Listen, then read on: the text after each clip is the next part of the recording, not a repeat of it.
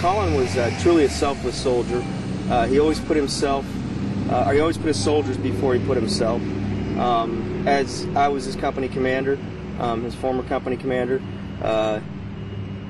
when you give guidance as a company commander to your non-commissioned officers, your sergeants, sometimes you get a lot of pushback, but from Colin I never got that. It was always, we'll figure out a way to make that happen, sir.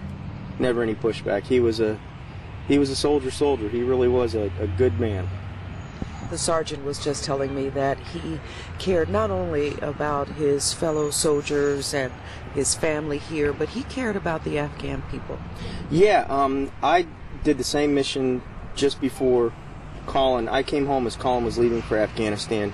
And yeah, Colin had an affinity for the Afghan people, especially the children. You can see that in his pictures and in his emails home. And that epitomizes Colin.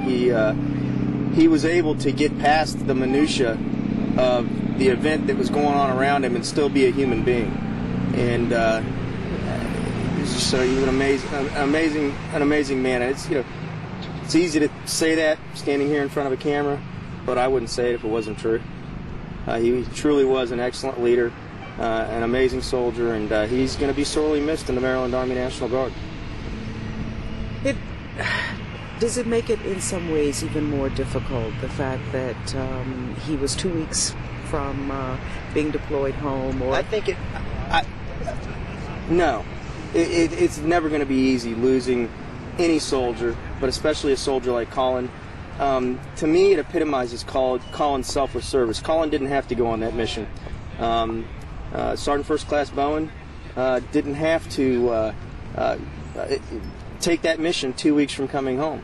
He went on that mission because the soldiers that were going into that area weren't as familiar with that area as he was, and he felt it was his duty to help them on those first couple of missions in that area, regardless of how close he was to returning home. And nobody would have said two words to him had he said, sorry, I'm 2 weeks from getting out of here, I got a lot of stuff to do.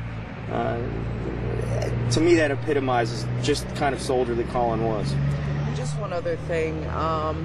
We know that he was wounded in January. Other soldiers lost their life at that time.